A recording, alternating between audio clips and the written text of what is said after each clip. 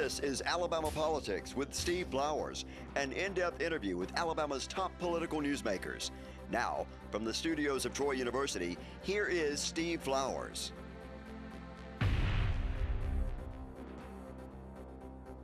I'm Steve Flowers, and welcome to Alabama Politics. Folks, we're fortunate tonight to have as our guest one of the nicest ladies in the state of Alabama, one of the leading citizens of the state, a philanthropist and an outstanding lady, Miss Lindy Blanchard, who we had on the show about 6 or 8 months ago, maybe a year now. Time flies by. She is a candidate for governor in the May 24th primary, and she has an illustrious career background, having been ambassador to Slovenia during the Trump administration. She's close to Trump, and we appreciate her taking time to be with us. She's on the ballot on May 24th, running for governor of Alabama. Lindy, good to have you back. Thank you, Steve. Thank you so much for having me. And you know, our family goes back, I think, about 40 years. How long ago Let's talk you about knew my that. daddy? Let's talk about that. How your daddy started, where we're sitting right now.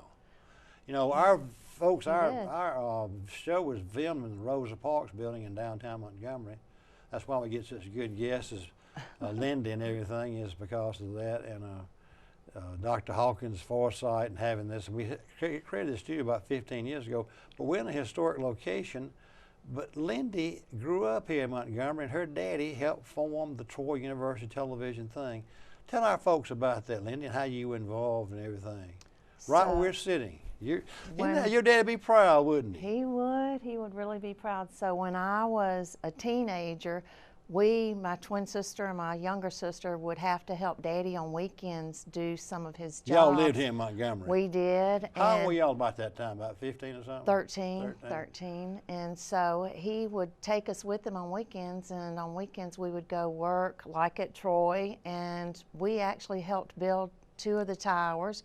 We would climb halfway up and hand him parts so that he didn't He was doing it himself. He was. Didn't have a technical person. He was actually. He was that meticulous. He was the chief cook and bottle washer. He did everything. What year would this have been about when this Troy University television was? So he was the founder, if you really get right down to it. Well, he was the one that really. Tell everybody it's Dwight Cleveland, and he really was the one that thought out of the box, just like Dr. Hawkins, and wanted to do something for Troy and loved that area. And but he knew television, though. Oh, he knew television. We had a huge room that had just a computer system that he had built himself in our house. So that's kind of where I get my mathematics and computers. You majored in math at all? I did. So I get that mindset from my dad. Your sister's a twin. I do have a twin, and I've got her on the trail with me. People, then you can tell people that both of you're campaigning together. I mean, like that. They so won't know it's the difference. Cindy and Lindy. So we're doing it Cindy together. and Lindy. Yes. Now let me ask you this: where does she live in Montgomery now? She lives out in Montgomery as well, and the east side, and I live on the east side. We, for 20 years, lived 8 houses down from each other. So y'all still remain real close, don't you? We are, and we love Montgomery. And talk about back to your daddy stuff, though. Tell them. It would have been about 40. If it was 40 years ago. Well, you know, when been 2000, probably 70, the middle 70s, and early 80s. I guess I got to know him in the early 80s because I went to the legislature in '82, and he and I would start doing. I did a show at the university while I was in the legislature. Came on as a politician guest, but. Go back to but y'all lived here in Montgomery. Y'all were doing that. We did, and then I got married young, and Johnny went to school first because we couldn't afford. Is Johnny from Montgomery too? He's from Georgia. But he went to Lee High School his junior year, and then Jeff Davis his senior year, and that's how we met. Y'all fell in love and got married. That's how we got. That's how we met. Was Jeff Davis. But so Johnny came out of Lee, and you were Jeff Davis. That's right. Yes. So he transferred from Lee and went to JD. But we're good old Montgomery, and now I've got this big family. I've adopted 5 children. Let's talk about that, if you will. You've got 2 of you and John's own natural children, but you've adopted 3, is that right? We've adopted 5 total. Wow, so, Lindy, that's very benevolent. We have 8 children total because when we got married, Johnny had a wonderful child, and I became an instant mom at 19. and then we had 2 more, and then we adopted 5 more, so 8 total. And I've loved being a mom, and I still have 3 at home. And when on the weeknights, we take turns cooking and cleaning. So if it's your night, you cook and clean. Still? Oh yes, I've still got 3 children in the house. Still got 3 at home? They're at Pike Road School. That's why I moved out there, because it's a good school system, and I wanted my girls to go to public school. Well, that's a good school system. It is. It's a real good school system. So that's why everybody's moving out there. it's a school system brings people to a community. And that's what we need to do for the whole state. That's why I'm running for governor. Let's talk because about that then. when you have to move to a certain area of the state to get a public education, that what you and I were able to get when back in the day, now you have to move to a certain area to get that quality of education, and I did that, but not everyone in this state can do that. And I want to provide the same quality education across the board and bring the whole state up together, because right now we're ranked 47th overall, and from my background, we're ranked 52 in math in the state of Alabama. And that's because there's Puerto Rico and the District of Columbia that beat us. And so we're ranked number 52 in math, and I'll focus on that. Certainly, I feel like Common Core math is the root of the problem, and I'll be that governor that rips the rug out from Common Core day one. Supposedly, we're not supposed to have Common Core, but we still do in another name. Yeah. So you follow public education in the state closely, Oh, then, yes, sir. because you've had children there.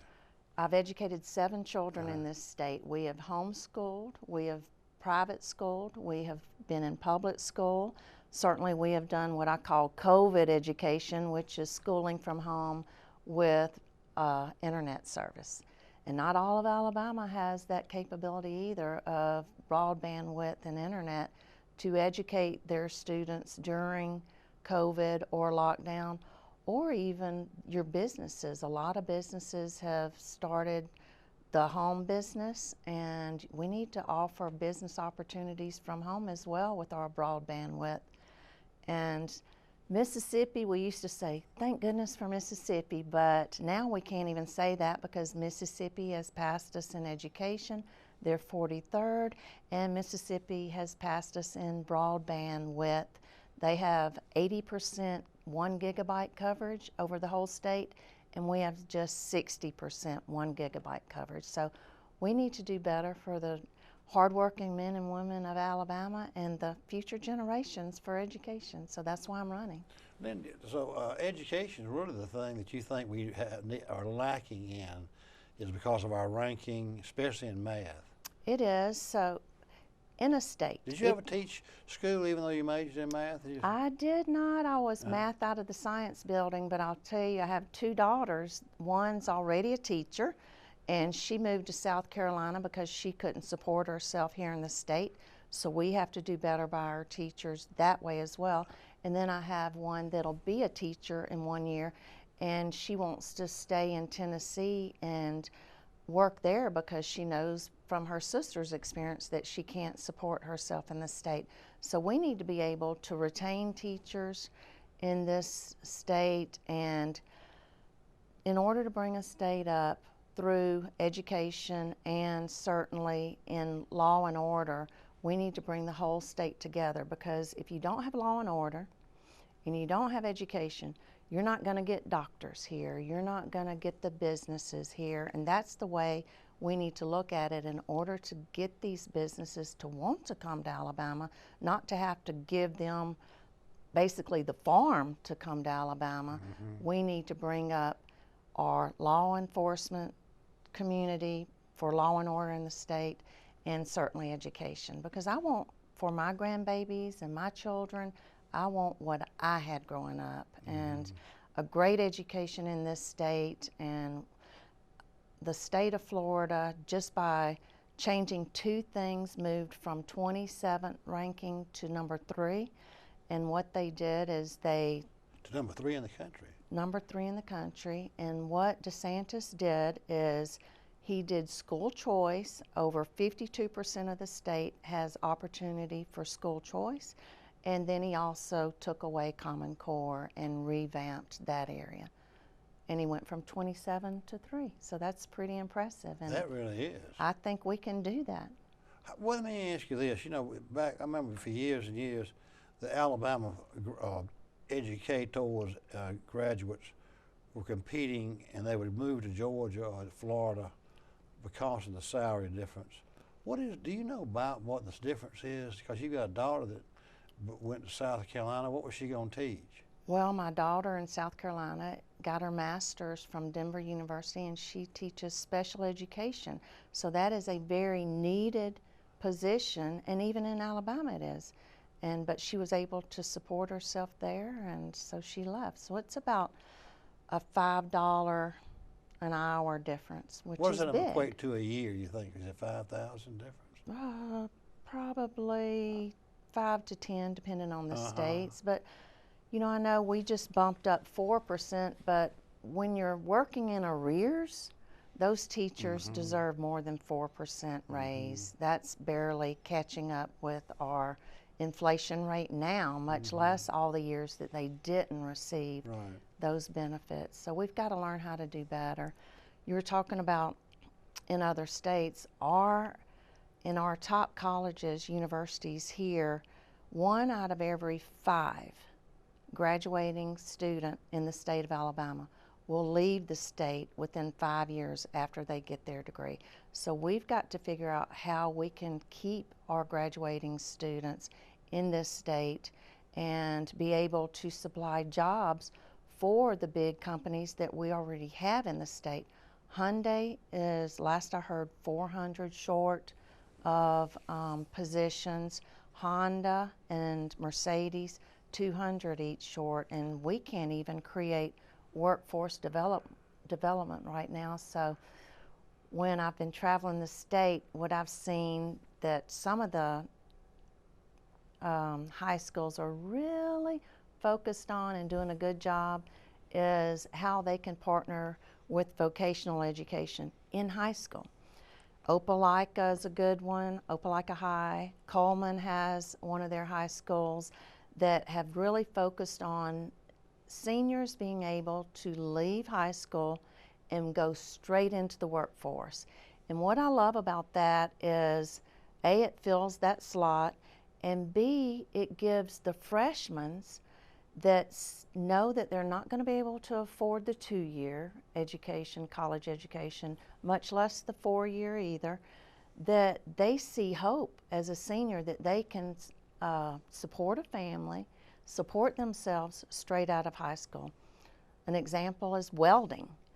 In one of the high schools, the students can leave and make $18 an hour in welding. And I asked the teacher, I said, will that student make more than you? And they said, yes. They do? Yes, they do. So they're going to make more than the teacher. So it's initiatives like that that we can bring up the whole state together that I'm excited about. Now, you've really been out here campaigning for, what, a year now? Since you were first going to run for the Senate? So has it been a year you've been doing this? I have, and thank goodness. So God put in my heart to come back and serve. So I was serving as ambassador in Slovenia, and I knew I wasn't through serving, and I'd been serving already the state through my nonprofit work as well. But that's different. Once you get that fire in your belly and you feel like you're helping the United States, you want to come back and keep serving. I compare it to like military and just keep moving forward through the rankings. And when I came back, I put my name in the hat as senator, you know, to run for that Senate seat that Shelby is vacating. And when I was traveling the state, what was amazing was people would say, you know, we have good candidates running for Senate, but we would really love to see you put your name in the hat for governor. And when you hear that over and over and over, you have to listen to the voice of the people. Let me ask you this, not just about the different race, but when you, well, I ask people this when they run statewide, isn't this a great experience, getting to know the state? Is what I was going to tell you. It is. Or ask you is, I think about, you know, I used to visit the state, not like a candidate when I was first started writing my column. I'd visit all the papers in the state that carried my column, and they were all over the state. And it's just such a diverse state and such a beautiful state. Isn't that what you and John have gotten from it? I mean, in your travels? That is the number one thing, that when you travel the state, you see there are more like-minded people than not, and more just hard grit workers out there that want the same thing that you want for the state and the future of their family. And how beautiful it is. I was saying on the way here, That's what I was getting around that's what has energized me. It's the people and the beauty of the state and getting to know this state. Even though I've lived in the state of Alabama my whole life until I served as ambassador and had to move abroad, but it opens all these doors to new friendships. Exactly. And new places that I've never seen, and I love it. You wouldn't do that unless you were doing what you're doing. Exactly. This will be a lifetime experience. You will really appreciate getting to know the beauty of the state. It's just, and it's so different. And we've got to sell it, because this state is great.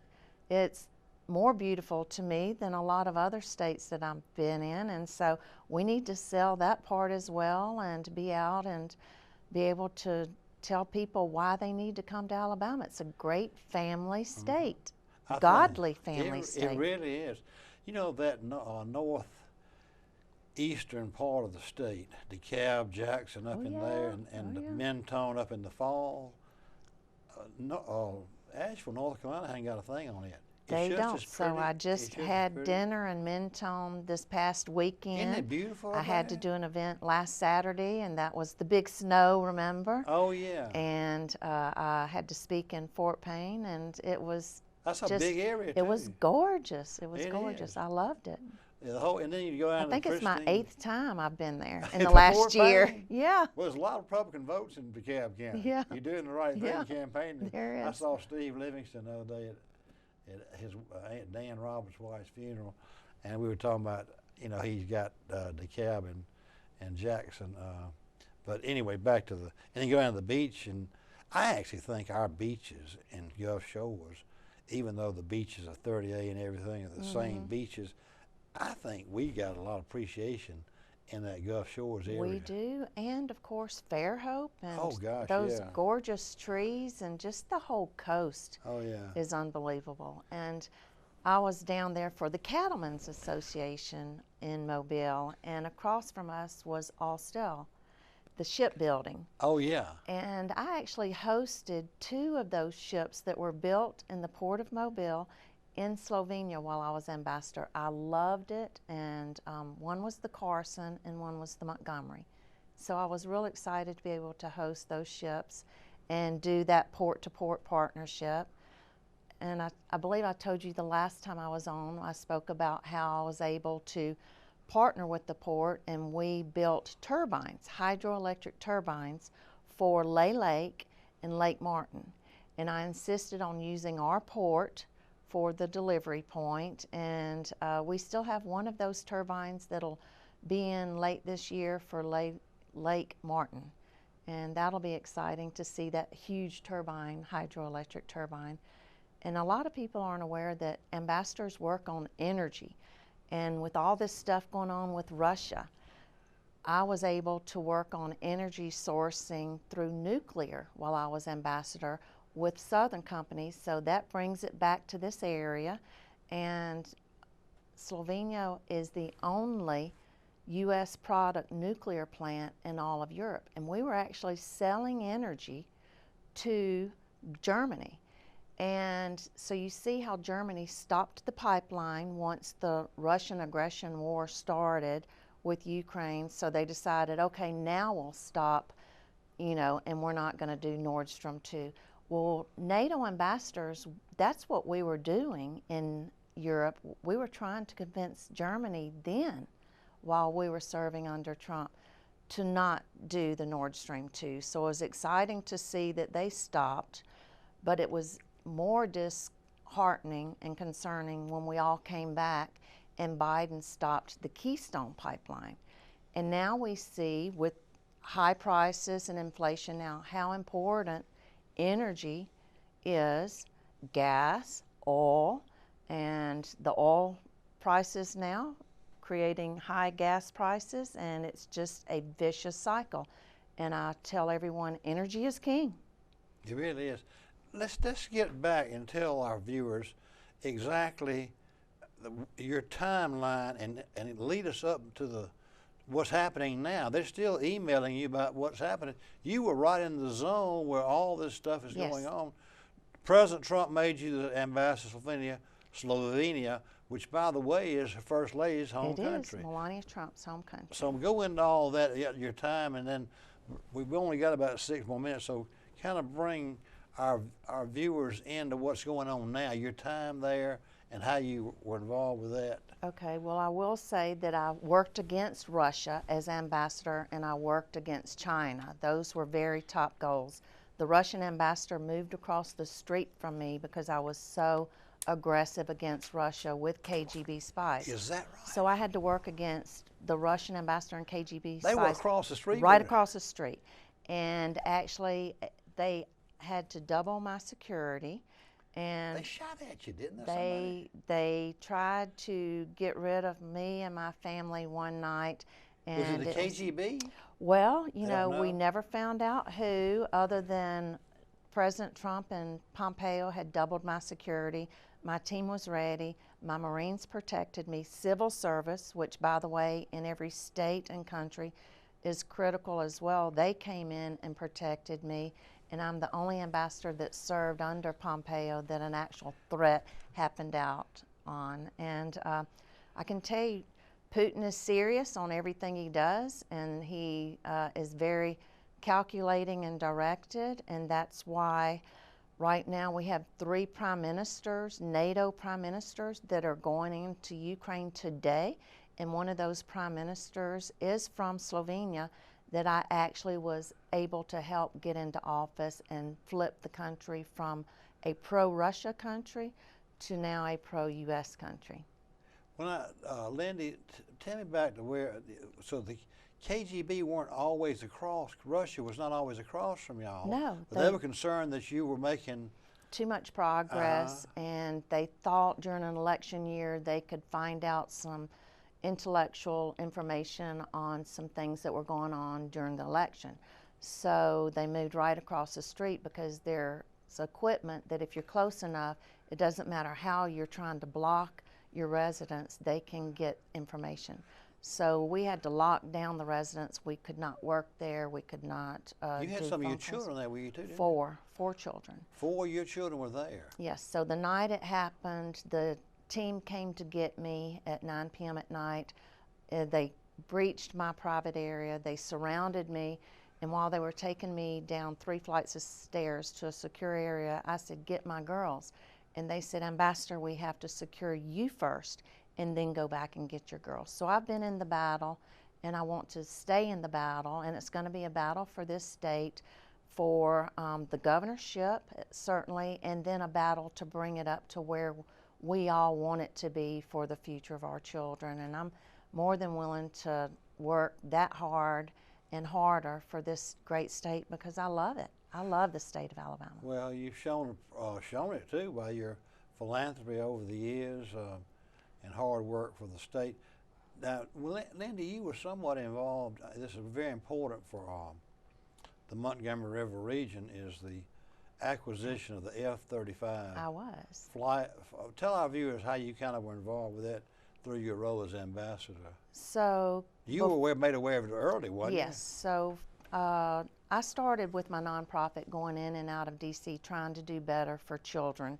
And that's where I met Congresswoman Kay Granger. That's right. And I knew she was, I knew she was critical to get on board because she was the first ever female of appropriations over defense. She was in the House Defense Appropriations? She was the first ever female. Is she still in Congress? She is. So I knew how critical it was to get her on board. So I hosted her here in Montgomery, and there she saw where we were going to house the F-35s. And during Now, how'd y'all get to know each other? because she was You're a nonprofit in Washington. my nonprofit working to help children. And she was involved with that. She just liked helping anything to do with orphans. That was her heart. What part of Texas was she from? Do you know? Fort Worth. Fort Worth. Fort Worth. So anyway, Long-time member of Congress, obviously. she is. She's one of the top females and continues to make a lot of critical movements for our conservative side of Congress, the Republicans. But Montgomery was dropped off the list. Was actually off the list. We were knocked off the list, and that's when we needed her support to jump on the team. Our members were working hard to get the F-35s, but it takes more than that state membership to push it. You have to have partnerships to get something that large into a state, and Congresswoman was able to be that other partner to help secure that brokerage deal with the F-35s. Well, congratulations on that. It means a lot to our state and this area of the state especially. People don't realize, what I was going to ask you about the diversity of the state.